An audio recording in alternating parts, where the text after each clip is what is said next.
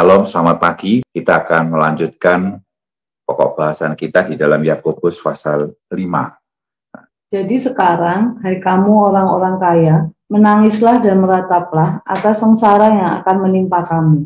Kekayaanmu sudah busuk, dan pakaianmu telah dimakan nyengat. Emas dan perakmu sudah berkarat, dan karatnya akan menjadi kesaksian terhadap kamu, dan akan memakan dagingmu seperti api. Kamu telah mengumpulkan harta pada hari-hari yang sedang berakhir.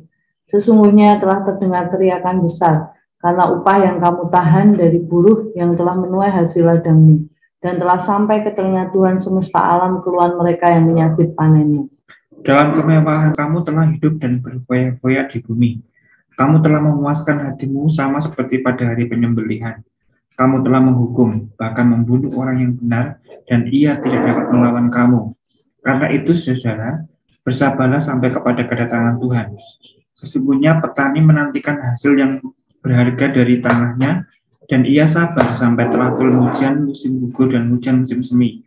Kamu juga harus bersabar dan harus meneguhkan hatimu, karena kedatangan Tuhan sudah dekat. Saudara-saudara, janganlah kamu bersungut-sungut dan saling mempersalahkan, supaya kamu jangan dihukum.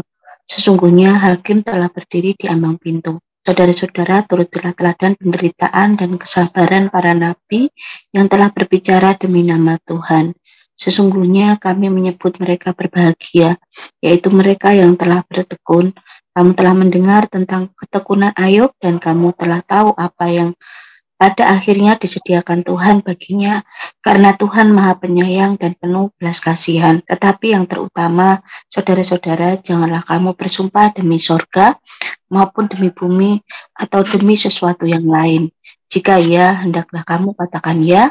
Jika tidak, hendaklah kamu katakan tidak, supaya kamu jangan kena hukuman. Kalau ada seorang di antara kamu yang menderita, baiklah ia berdoa. Kalau ada seorang yang bergembira, baiklah ia menyanyi. Kalau ada seorang di antara kamu yang sakit, baiklah ia memanggil para penatua jemaat, supaya mereka mendoakan dia serta mengolesnya dengan minyak dalam nama Tuhan.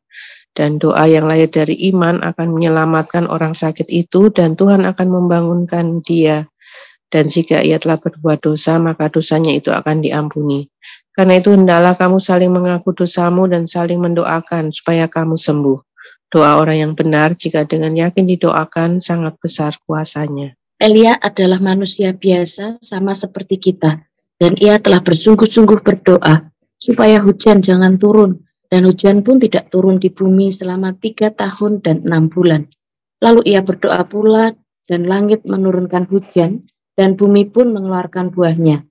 Saudara-saudaraku, jika ada di antara kamu yang menyimpang dari kebenaran, dan ada seorang yang membuat dia berbalik, ketahuilah bahwa barang siapa membuat orang berdosa, berbalik dari jalannya yang sesat, ia akan menyelamatkan jiwa orang itu dari maut dan menutupi banyak dosa. Terima kasih. Pada kesempatan ini, kita akan membahas pada ayat 1-6, ini peringatan orang kaya. Nah, ini perlu dilatar belakangi, kenapa orang kaya diperingatkan. Ini adalah suatu peringatan di mana pada saat itu orang-orang Yahudi, orang-orang Israel menyalahgunakan di dalam mencari keuntungan atau mencari rezeki. Ya, ini masalahnya. Sehingga Yakobus ingin menggugah perasaan mereka bahwa kesemuanya itu ada hal yang terselip, yaitu penyimpangan daripada hak-hak daripada buruh. Nah, juga Yakobus ingin menekankan bahwa kekayaan yang di bumi ini sifatnya sementara dan tidak kekal. Hendaknya para orang kaya itu jangan hanya mengejar kekayaan hanya demi kepuasan diri sendiri saja.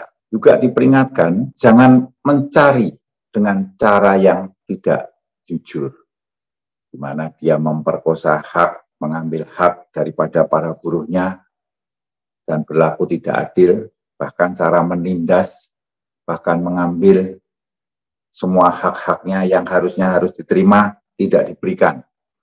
Nah, bahkan bersedia untuk membunuh dan menghukum orang-orang benar. Nah, kesemua ternyata apa yang diperbuat orang kaya pada saat itu ternyata terdengar semua sampai ke telinga Tuhan. Nah, ini adalah suatu hal yang sangat penting bahwa orang kaya di sini ditekankan untuk tidak egois. Dia hanya mengejar suatu keuntungan, hanya mengejar kepuasan, ya. Bahkan di dalam perilakunya mereka menggunakan kekayaan itu untuk kemewahan dan hidup berfoya-foya di bumi ini. Nah, sekali lagi ini adalah suatu hal peringatan untuk dipahami bahwa semua kekayaan itu penting. Bukan berarti kita bekerja tidak boleh kaya, tetapi ada kriteria yang harus dilakukan, di mana di dalam mencari kekayaan itu harus jujur dan adil, bahkan kita tidak mengambil hak orang lain yang seharusnya diberikan.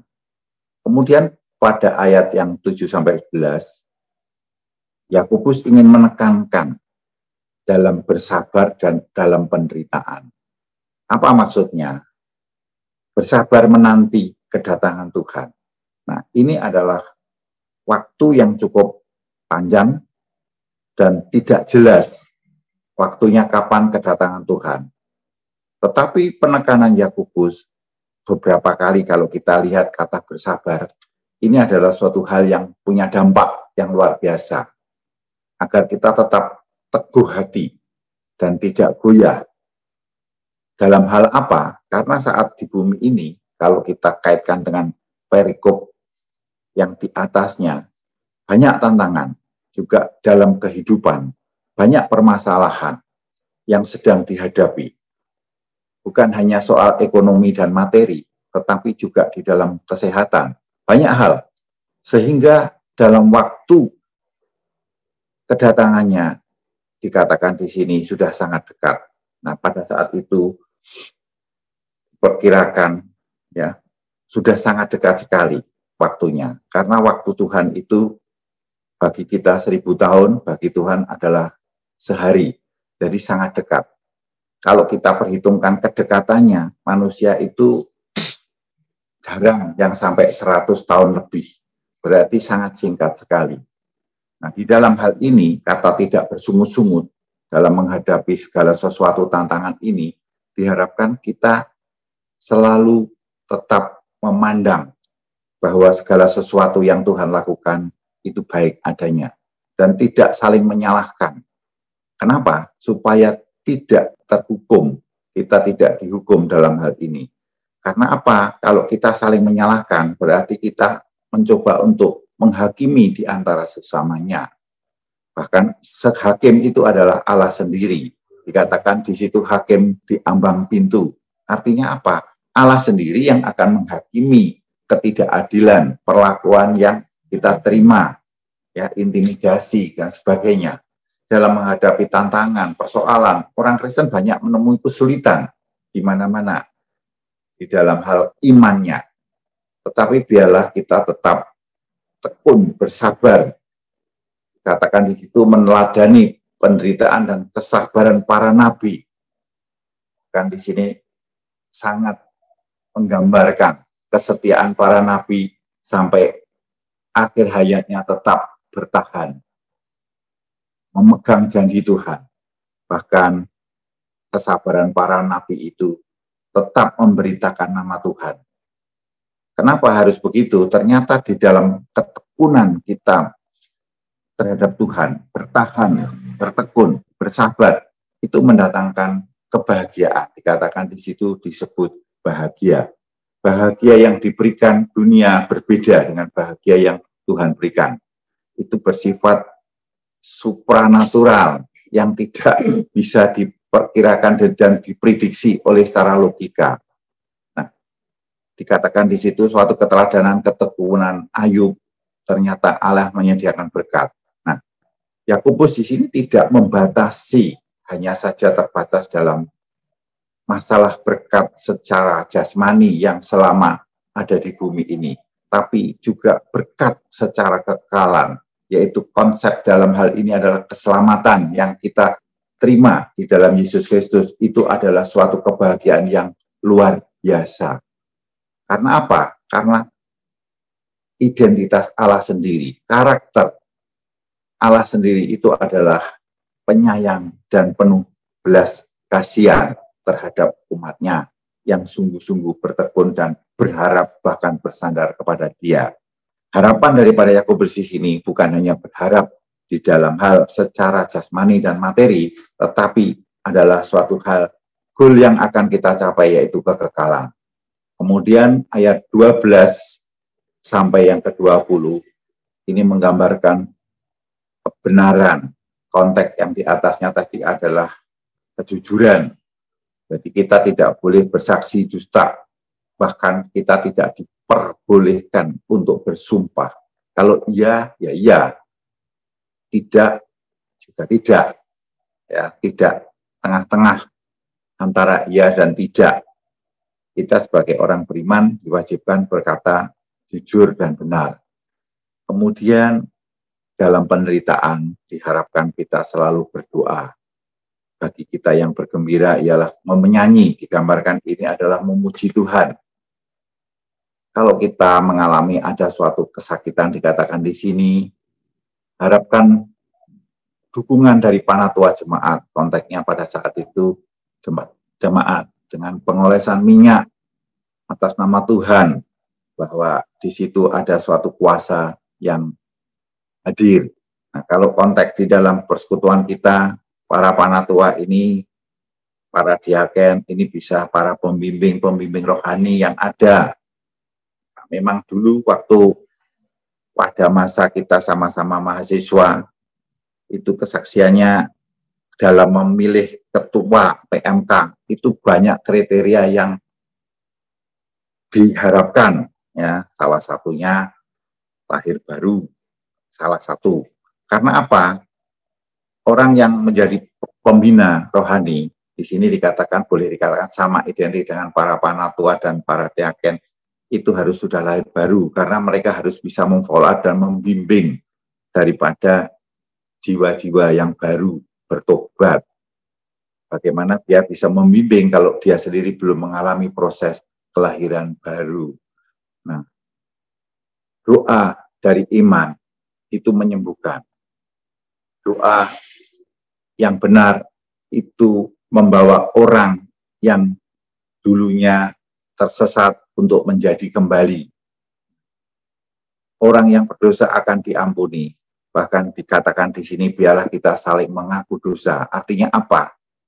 Supaya kita paham bahwa kita ini juga sama-sama manusia yang di hadapan Allah juga orang berdosa. Untuk itu, dalam kekilafan, dalam setiap saat kita hendaknya belajar untuk saling mengaku dosa kita di hadapan Allah, juga di hadapan teman-teman kita melalui kata maaf. Banyak saat ini orang-orang sangat berat dan sulit untuk mengatakan maaf. Ya, maaf itu ternyata sangat bermanfaat. Ternyata doa orang yang benar apabila dengan yakin didoakan, itu sangat besar kuasanya. Ini adalah sangat besar kuasanya, ini adalah sangat benar. Contohnya Elia sendiri digambarkan di sini sebagai nabi dan manusia biasa yang dengan iman yang meminta hujan, menghentikan hujan, Allah juga mengabulkan. Artinya kuasa itu adalah di tangan Tuhan, hanya dengan iman Allah menghargai daripada pendoa itu. Terlebih kalau kita bisa membuat orang berbalik dari kesesatan, itu akan sangat menutupi banyak dosa-dosa. Untuk itulah amanat teks pada pagi hari ini ada suatu kesimpulan, ya semacam amanat teks. Kalau kita mencari rezeki pada saat ini, biarlah kita dengan jujur, dengan halal, adil. Meskipun ada kesempatan, kita tidak memanfaatkan dengan cara yang tidak halal dan tidak jujur. Adil ini adalah sangat penting, karena ini adalah suatu karakter Allah yang ditanamkan di dalam setiap kehidupan orang percaya supaya kita berlaku adil, tidak egois, dan melakukan sesuatu yang benar. Tidak egois ini artinya tidak hanya mencari keuntungan demi kepentingan kita sendiri. Bersabar dikatakan di situ berulang kali, dan tekun di dalam iman untuk menanti kedatangannya. Ini sangat penting. Pada saat ini, kita hidup saat ini cukup sulit dan tidak mudah. Untuk itu kita harus tetap bertekun dan bersabar, meskipun kita harus mengalami berbagai hal, bahkan penderitaan. Penderitaan itu pergumulan banyak hal, ya, seperti yang sudah katakan. Kemudian jangan bersumpah. Kita mulai melatih dengan perkataan antara satu kata dan perbuatan itu satu.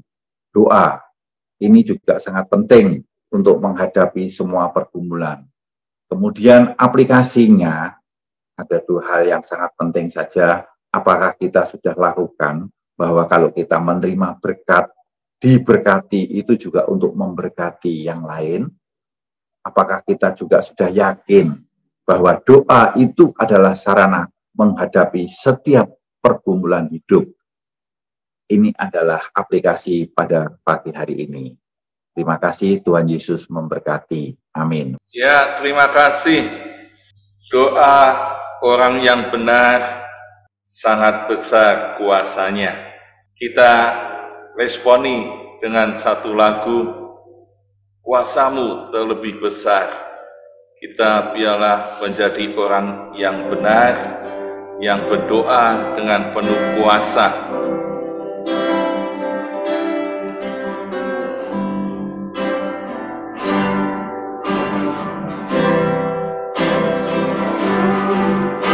Lebih besar Tuhanku, terlebih besar, tak pernah terlambat janji-Mu ya Tuhan, menolong hidupku. Kuasa-Mu terlebih besar, Kuasa-Mu terlebih besar, Tuhanku terlebih besar, tak pernah terlambat janji-Mu ya Tuhan, berikan hidupku. Kuasa-Mu terlebih besar, Kuasa-Mu terlebih besar, Tuhanku terlebih besar, tak pernah terlambat janji-Mu ya Tuhan, menolong hidupku.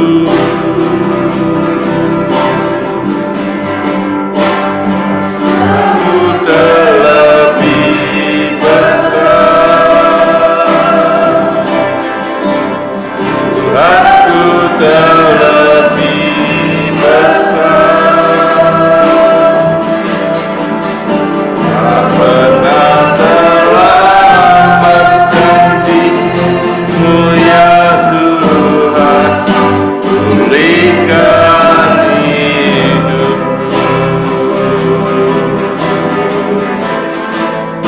Tak pernah terlambat janji-Mu ya Tuhan, pulihkan hidupku.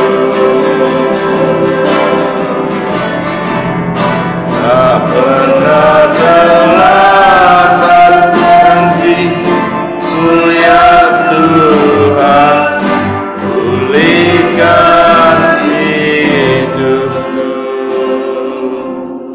Tuhan, terima kasih buat pagi ini kami diingatkan di Yakobus pasal 5, ya, bagaimana untuk waspada dengan kekayaan, karena kami tetap terus sabar di dalam Yesus, tekun di dalam Yesus Kristus, dan kami boleh meyakini bahwa kami hidup dalam kebenaran, Ya katakan ya, tidak katakan tidak.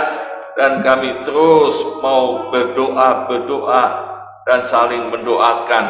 Kami percaya Tuhan, doa orang yang benar, bila dengan yakin dan sungguh-sungguh didoakan, besar kuasanya. Kami percaya Tuhan mendengar doa-doa kami dalam doa pagi ini. Pendoa-pendoa syafaat Tuhan berkati. Kami meyakini bahwa pelayanan doa ini tidak sia-sia, tapi Tuhan punya rencana dan ini kehendak Tuhan. Biarlah kami boleh menyenangkan hati Tuhan, menaati dan hidup sungguh-sungguh kalau kami mendoakan orang lain dan pelayanan.